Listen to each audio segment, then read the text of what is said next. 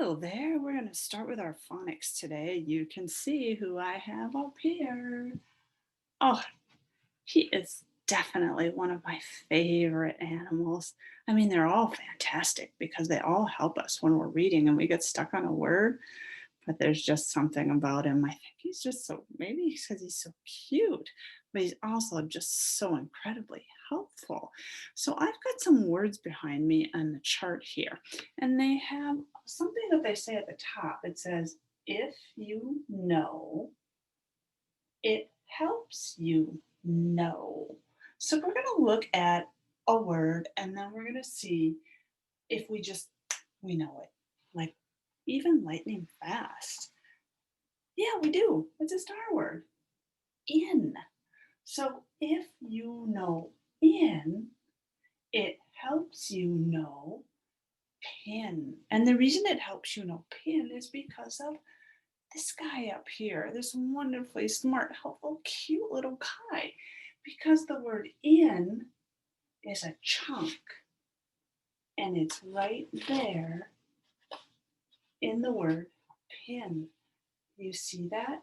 In is a chunk hiding in pin. I mean, we could take this one and put a P in the front and we could make pin. That's how cool it is.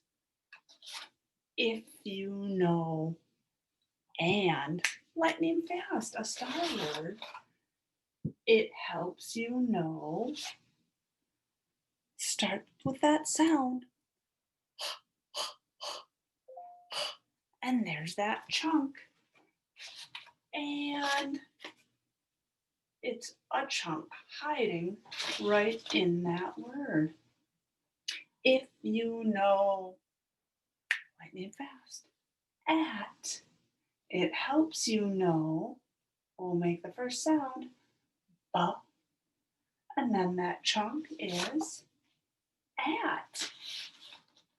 If you know lightning fast, is, it helps you know.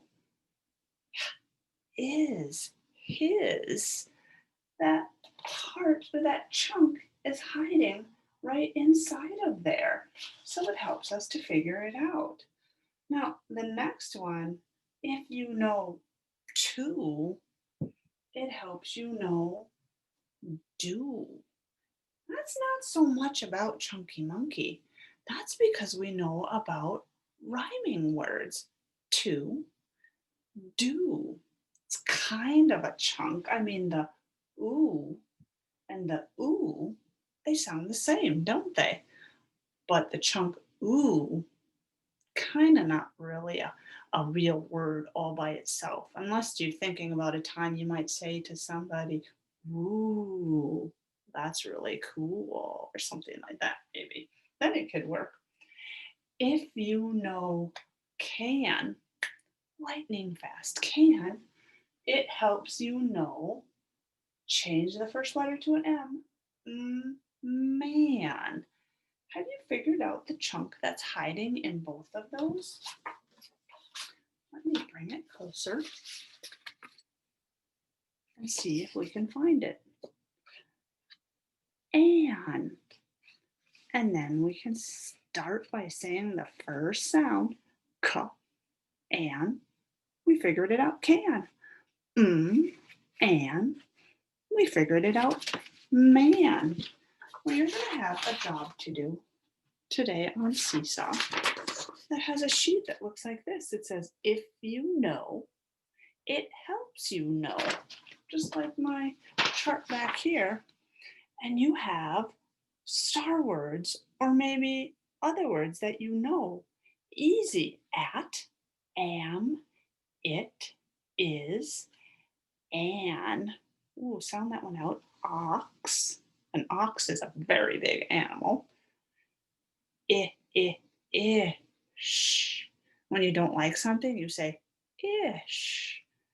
And or.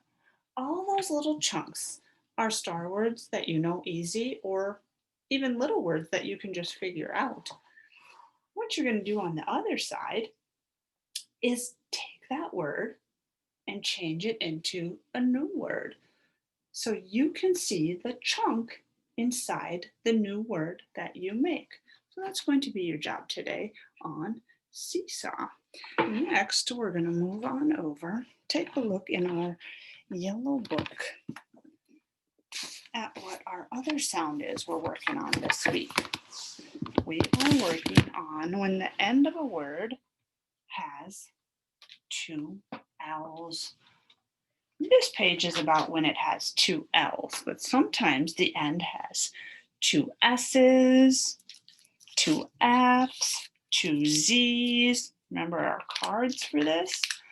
Where we went LL says, oh, it only makes one L sound, even though it has two, because we know we wouldn't say, that would be weird. Little dude would pop up and go, oh, no, that sounds weird. Or this one, SS says, S. Now, there are some other ones that do that too, like FF says, ZZ says, Z. And I don't know, are there other ones? I don't know. But today we're only going to look at the LL one. So the very first one that I showed you, LL says, ugh. So on our yellow book, in our yellow book, we are turning to page 63 today. And on page 63, we are looking for words that are ill and L. So they end with the double L, we call that, or when there is two L's. So we're only looking for those words this time, even though we've learned about other ones that can do that, like SS or ZZ or FF. So it says, what do you think? Yes or no? Will it rain or will it snow? Tell me quickly, I want to know. Should I stay or should I go? Gil, the man next door, saw a drop and then another. They didn't stop. Well, now I know what to do. I will stay inside and stay dry too. All right, we're looking for ill and L, double L at the end. What do you think? Yes or no? Will. Oh, that's a star word. So we are very familiar with that star word.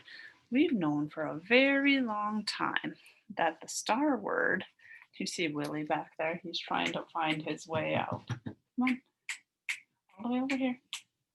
Come on, come on, come on, come on, go. There you go. All right, we know that star word. We've been looking at that star word for a long time. It's got two L's. It's part of the ill word family. Will it rain or will it snow? L. That one's in the L word family. Tell me quickly, I want to know. Should I stay or should I go? Gil, there's a name. The man next door saw a drop and then another. They didn't stop. L. Part of the L word family. Well, now I know what to do. I will stay inside and stay dry too. So you're going to look for your il and your L word family words. And when you're done with your page, take a picture and send that to me on Seesaw. And then for our reading today, we're going to look at a story called Can We Ring the Liberty Bell? We're going to try and figure out if this book is fiction.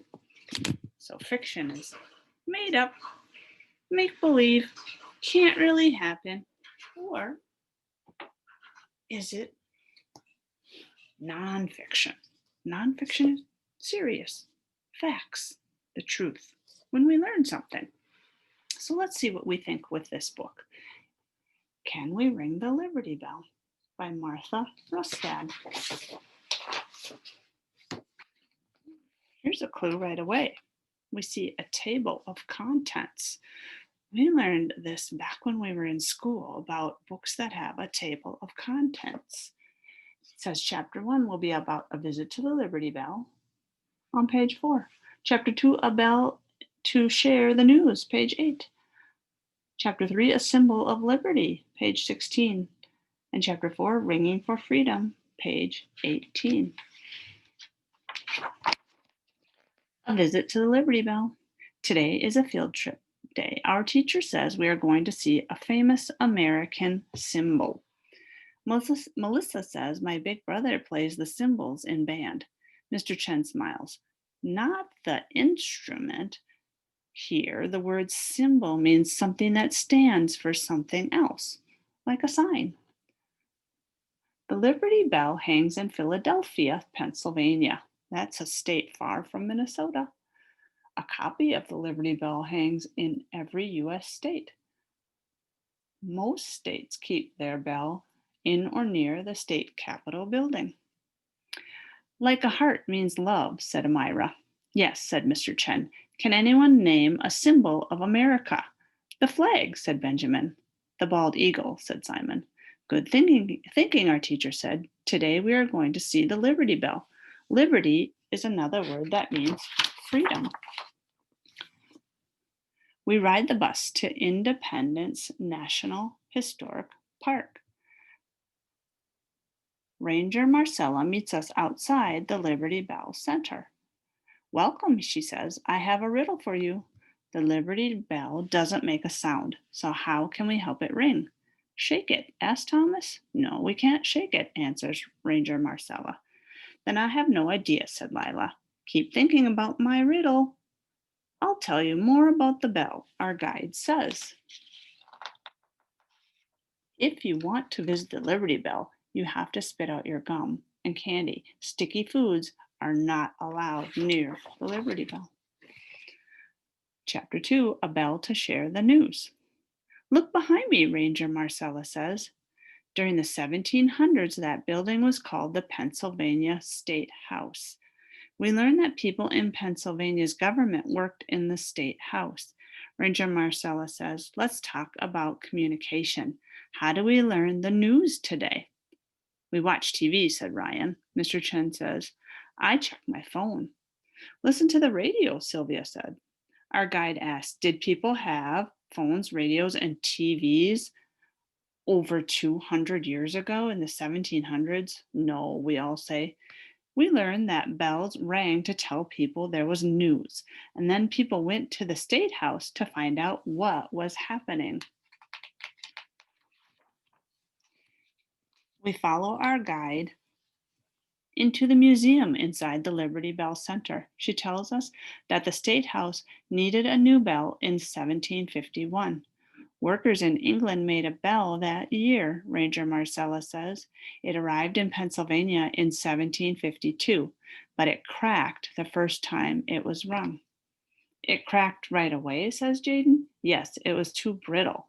So workers had here melted the bell down. They made a new bell with the metal, she tells us. It was hung in the State House. The Liberty Bell is made mostly of copper. It also contains tin, lead, zinc, arsenic, gold, and silver. Did you learn something there? Did you learn what the bell was made of? We walk through the museum. When the bell was made, Pennsylvania was part of Great Britain, Ranger Marcella says. Many people living in America wanted their own country. They wanted to be free to make their own laws. We learned that our country's founders signed two important papers in the State House. The Declaration of Independence said America wanted to be its own country. It was signed in 1776. The Constitution is a set of rules for our government. It was signed in 1787. Ranger Marcella adds, because these papers were signed in the State House today, we call it Independence Hall. Take a look at this X-ray, Ranger Marcella says. It shows what happened to the bell in 1846. I had an X-ray when I broke my arm, said Zach. We all look at the big x-ray of the bell and we can see the crack. The bell cracked and broke when it rang for George Washington's birthday. Does anyone know who that was? Yes, he was our first president, answered Delia. Correct. He died in 1799. We still remember his birthday, our guide says. The bell rang for the last time on that day in 1864. Oh, we have a diagram with labels. There's the yoke part of the bell. Here's the bell part. And down here at the bottom, it's called the clapper. That's what goes back and forth and makes the noise. No one knows for sure why the bell cracked. It may have been rung too much for too many years. Tiny cracks had appeared before, but people were still able to ring it. After the big crack formed, the bell could not be rung again. Chapter 3, A Symbol of Liberty. At last, we see the bell. Why do we call it the Liberty Bell? Asked Mr. Chen. Good question, Ranger Marcella says. Look closely at the top. I see the word liberty right there, said Nicholas. Yes, our guide says it says proclaim liberty. Proclaim means to tell everyone about something. So proclaim liberty means to tell everyone about freedom. We learned that people began calling the bell the Liberty Bell in the 1830s. Chapter 4, Ringing for Freedom. Can we ring the Liberty Bell? Asked Diana. Sorry, said Ranger Marcella. Remember, the Liberty Bell is broken. It doesn't ring anymore. Mia says, but your riddle said we can help it ring. How can we ring a bell that doesn't work anymore? Ranger Marcella says, we ring the bell by being fair to everyone. We make sure everyone has freedom. The Liberty Bell weighs 2,080 pounds. That's as much as 260 gallons of milk. It's almost 4 feet wide and 3 feet tall. Our field trip is almost over. What do we say to our guide? Mr. Chen asked. Thank you, Marcella Ranger. Ranger Marcella, we say together. Back at school, we hear the bell ring at the end of the day. That bell rings for your freedom from school, our teacher jokes. We all run around on the playground. It's good to be free. Every year, relatives of the country's founder tap their Liberty Bell on July 4th. People also tap the bell in January on Martin Luther King Jr. Day. They do this to honor King's work for the freedom of all people. This is a perfect book for this week.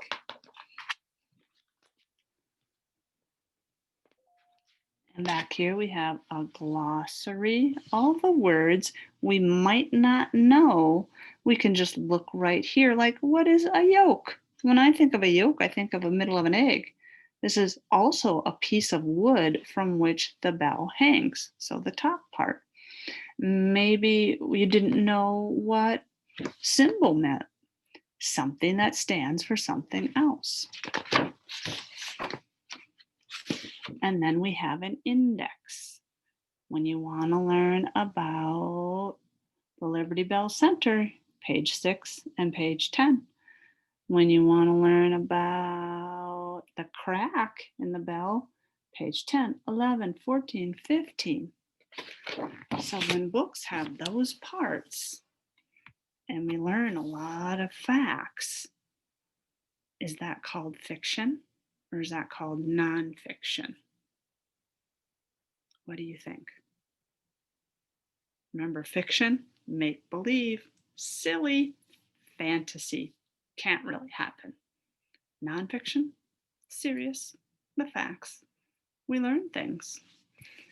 We learned a lot about the Liberty Bell in this book. So that book is nonfiction.